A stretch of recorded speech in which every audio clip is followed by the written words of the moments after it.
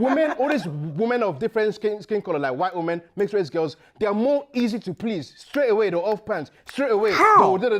So that's why a lot of men find it a lot more easier to go for these mixed race girls. White girls. That's a true point. He's talking facts right now. African black White girls girls ain't easy. Self-respect. I think that assumption comes really out of ignorance.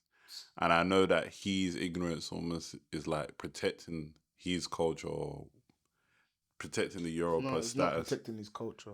But that's what it seems like it's coming across because I'm like, I would never fool myself and say that, one race is more easier than the other. He's not deep enough to understand the protection that he's doing. What he's doing is basically trying to make you believe that his culture is flawless. That the culture is the way in. Because we've deviated from the culture, we're lost as people. That's not protecting the culture. That's you trying to say that your culture is superior to others. You're allowed to say that if that's your personal opinion. The idea that white women are easy and black women are not easy, or let's say Nigerians, however way he was describing it, is insane.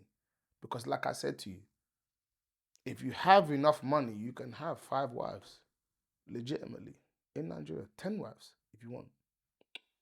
How you handle them, that's up to you. My granddad did that.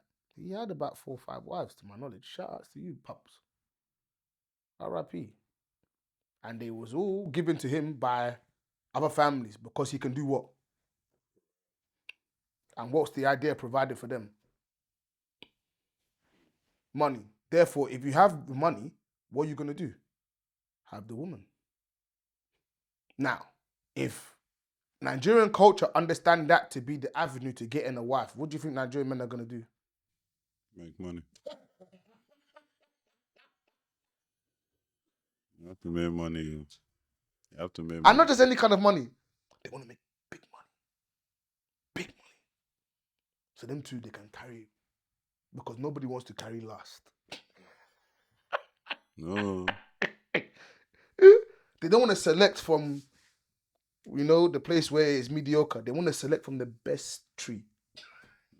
And they want to pick at least 4 from the best tree because their pocket can handle it.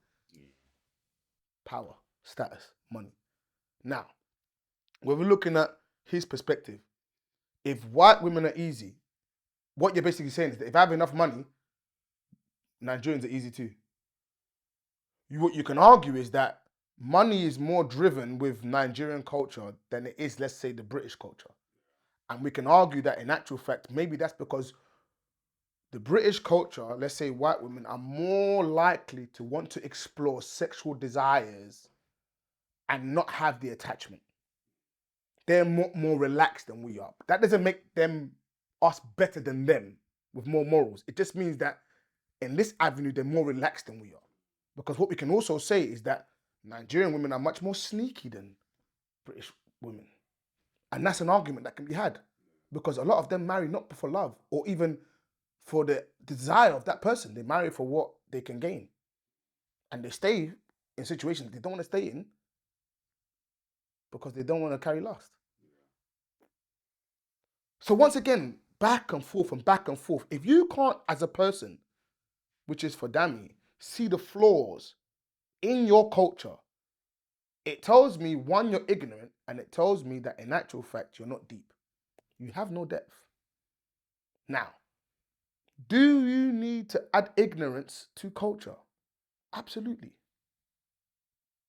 Do you need to be stubborn with culture? Dami. Absolutely. If you're not careful with culture in Western society, you will lose what your cultural identity is. Because if you grow up as a British Nigerian and you speak to a Nigerian, then what you're going to do is you're going to look at your values, compare it to their values and say, well, why is it when you lot do this, you do this? Why do you call everybody auntie when they're not your auntie? Because in British culture, you don't call everybody your auntie, only your actual auntie. But in our culture, what do you do, Los? We call everyone auntie and uncle. Auntie, uncle, big mummy, big daddy. Now, in the British culture, you do that, you say, boy, what the hell does big daddy mean? You taking the piss? You're not my blood. You're not my blood. In our culture, it's a sign of respect. Now, if you want to preserve Loso, what it is to be your culture and your cultural identity, you have to be stubborn. Because truthfully, they're not actually your uncle and auntie by definition. And if we go by definition, then most of the things we have as a culture should not really exist. Has no real value. But the reason why culture has value is because of our stubbornness. Because even though we know what you're saying makes sense, this is our way. I learned that from my mum very young. I never understood it when I was young. And I'm sure many Nigerian kids, even Asian kids all that, have all heard this from their mum. In this house, your name is, and we are Nigerian. Outside, I don't give a no about no in England. In this house, you are Nigerian. I could never understand when she used to do that. But I get it. You have to almost fight for your culture to still have value.